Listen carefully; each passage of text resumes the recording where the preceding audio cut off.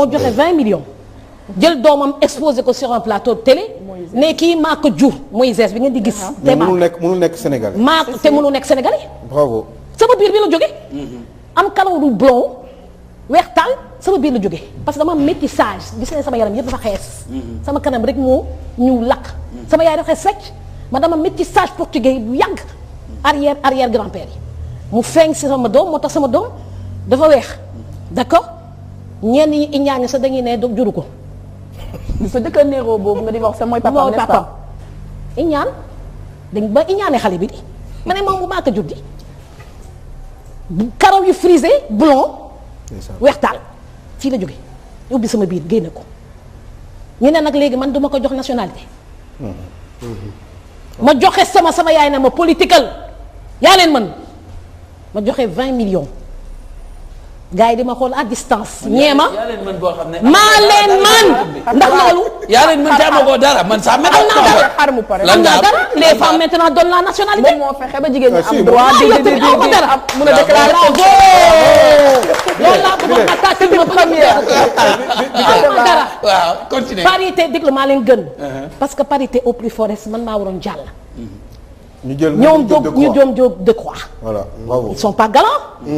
may génn dépenser 40 millions ci campagne muy 60 millions du dara pour un état. mais man au moins dama góorgóorlu ba def ko. gendarmerie sa indil nañ ma ko pour fay rajo bi durant la campagne des législatives barki démb la ko Moïse. doon seetaan sur YouTube ne pourquoi la gendarmerie est venue pour arrêter la radio parce que 10 ans la am léegi ni nga comprendre. pourquoi il veut comprendre moi je veux comprendre pourquoi la gendarmerie est venue éteindre la radio durant la campagne électorale ndeysaan. mooy bu sali bi. non bu Dakar. da nga doon propagande si rajo bi. nii ne damay propagande ban propagande. kon man noonu foofu laa leen toll kon xalaatoon nañu ko mun naa am dara lu rëy effectivement dama am lu rëy ndax y avait des bourrages durs ñu sàcc ma am na kenn ko ma wax sa tamit may dégg doo ñëw léegi participer si première élection jàll tey dégg nga wax ci kon ñu privé ma sama parité au plus fort reste xam nga ñun yàpp dañu yàpp viol dañu yàpp inceste dañu yàpp comme que salon d'honneur la ñuy def dinañ xuusaat loolu su kanamee waaw. pourquoi nga ne dañ leen yàpp ci viol dañuy yàpp jigéen ñi faale wuñu dañu faale tribunal du faale wuñu dañuy yàpp. mais dañoo nekk dans une société société boo xam ne dañuy yàpp jigéen ñi. pourtant yàbbuñu leen dee la quand même. mais quand même mais foofu refus de paternité dañuy yàpp. waaw refus de paternité dañuy yàpp c'est ça. ils disent que même test bi su positifé. amul droit déclarer amul droit su ko neexee bañ a joxe santam. prise en charge rek parce que góor ñi ko doon def ñoo def loi boobu. léegi ñu am fula changer loi bi. dégg nga wax ji dañoo yàpp ñun jigéen ñi Aby Ndour barki dee moo Ndiaye kaawam ñu ne dañ ko xaw ma lan sursis dañoo yàpp. loolu ça suffit. dañuy yàpp. accuser un honnête citoyen te amul. mais non quand tu pars au tribunal Moïse c'est là magnifique il avait 10 ans tout mignon maa ko jur dafa weextaan. macha allah weextaan maa ko jur.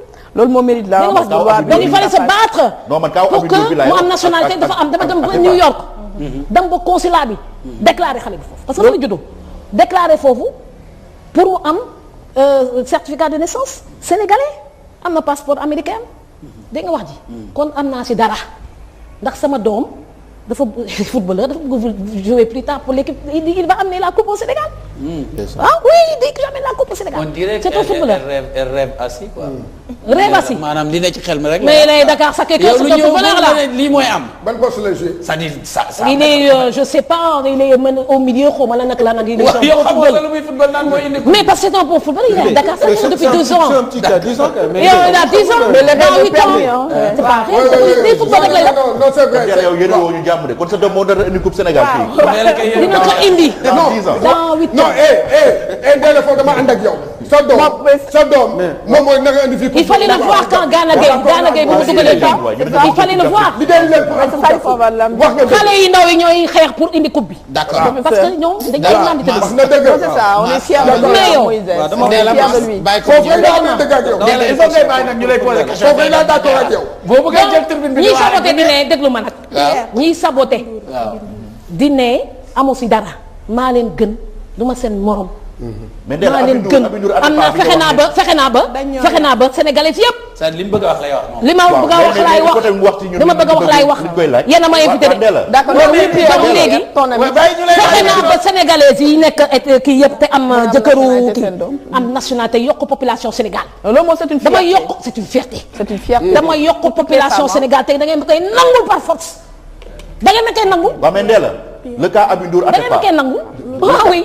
le cas Aby Ndour Atepa pourquoi nga ni dañ yab jigéen ñi foofu Ndella wuy Pierre léegi maa ngi dégg. waaw sànq da nga ne si wàllum Atepa ak Aby Ndour nga ne dañoo yab jigéen ñi loolu nga teg ko fan Aby Ndour moom moo accusé de harcèlement mën naa la tontu Atepa dem tribunal peut-être amul ay preuves mën naa la tontu quand on accuse d'harcèlement sexuel quand on accuse de viol parce que je me suis profité pour ramasser l'affaire Sonko c'est pratiquement la même chose quand on accuse d'harcèlement sexuel en milieu de travail ou bien dans un autre milieu on accuse de viol ou d'indication de paternité les gens au tribunal parfois ils ne te prennent même pas au sérieux ils te prennent pas au sérieux donc li ñuy jàppale jigéen ñi moo dul bëri. viol bi criminaliser viol. loolu kay jàppale loolu moo tax kañ lañ ko criminaliser yàggul. ça fait oui. c'était un délit simple délit maintenant après il y a les juristes les femmes se sont battues ba ñu dem ci président Macky Sall qui a bien voulu criminaliser le viol d'accord mais avant c'était pas un crime maintenant c'est un crime ok mais même si c'est un crime il faut que nga prouver que c'est un viol. Et parfois, il y a des difficultés pour prouver que c'est un viol. Combien de femmes sont violées et qui se sont tues de peur qu'on les ridiculise au tribunal. ci wolof. ñaata jigéen lañu siif ñu noppe ko bañ ñu toroxal leen tribunal ak procès du jeex parce que les femmes souffrent. Il y a des femmes yoo xam dañuy préférer ñu violer leen ñu noppe ko ku di dem porter plainte. mais mën nga am sa jëkkër violé la tu n'as pas envie de coucher avec ton mari mu bëgg la c'est un viol mais en milieu africain dafa réew quoi c'est pas un viol. et pour le cas Aby Ndour non on va pas éterniser moi je maîtrise pas cette affaire là au fond mais li ma remarqué daal mooy d'habitude quand tu portes plainte pour agression sexuelle ou bien viol ou bien xaw ma lan te encore pour le cas d'Amy Ndour c'était quoi encore. harcèlement pour harcèlement sexuel donc on te prend pas au sérieux. pour la plupart. loolu moo am ci diggante Adji Sarr ak Sonko. bon Adji Sarr ak Sonko ça c'est un autre problème parce que pour le cas de Sonko et de Adji Sarr moom moo porté plainte. pour viol moom moo porté plainte pour viol. Après, automatiquement, Sonko def conférence de presse pour dire que c'est Macky Sall qui a fomenté tout ça. C'était ça, non? Lan laa ci xalaat man. Lan laa ci xalaat parce que depuis le début bëgguma ci prononcer wu. Parce que je ne maîtrisais pas le problème. Parce que j'avais pas ni vu ni entendu Adji Sarr parce que nit ki kat doo ko xeexal xeexam. waaw dem la porter plainte pour viol dem nga gendarmerie brigade de recherche waxuloo ko publiquement dañoo jékki-jékki rek journaux yi Ousmane Sonko accusé de viol par une certaine Adji Sarr c'est pas suffisant pour défendre Adji Sarr c'est pas suffisant par contre su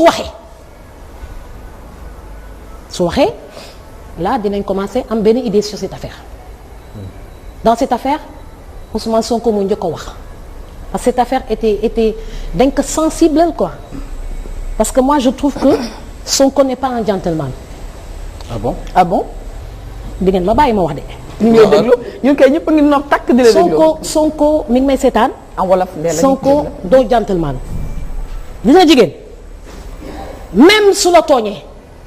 jigéen mën na tooñ góor baale jéggale am déet ñaata góor ñoo fi yar doom yu ñu juru ci sutura am na wala amul. ñaata góor ñooñu laa respecté góor yi nga xam ne ci sëy sax xam nañu ko juruñu ñu ne pat déclaré doom bi yar ko te xam ne juruñu ko gis nga góor da ngay nekk gentleman. Sonko s'est trompé dès le départ parce que dès le départ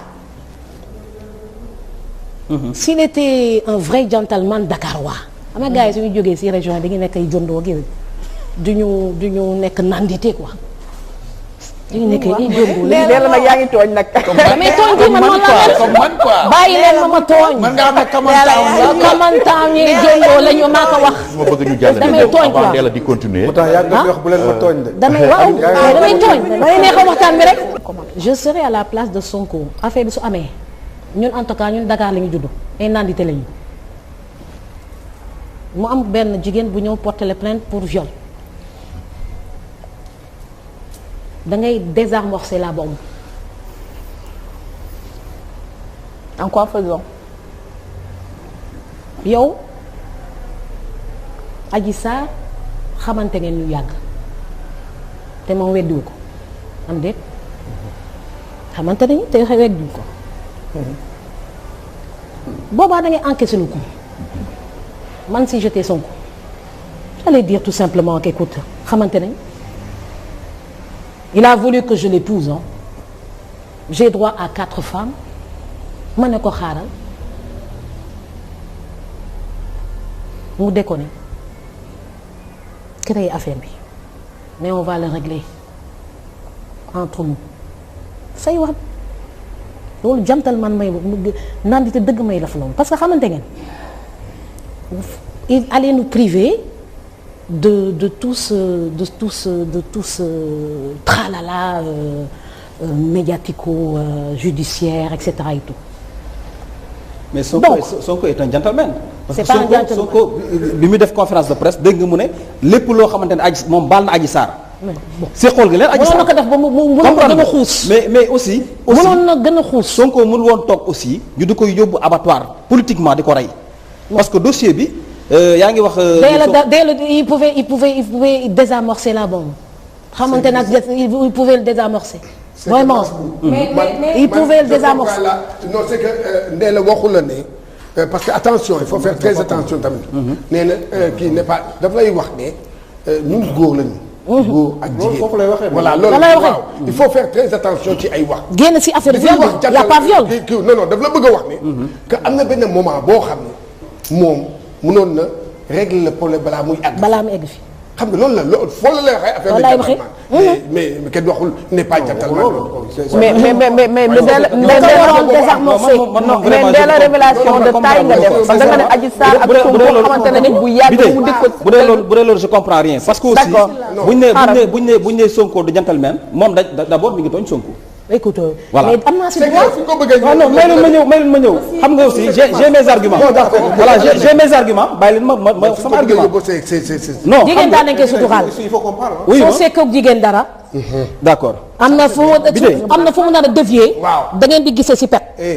li ngay wax. mais Ndella révélation bu mu def sax man moom jëkk a jaaxal parce que mu dafa confirmer ni Sonko ak Adji Sarr dañoo xamante te Adji Sarr dafa bëggoon mu Sonko ak xamante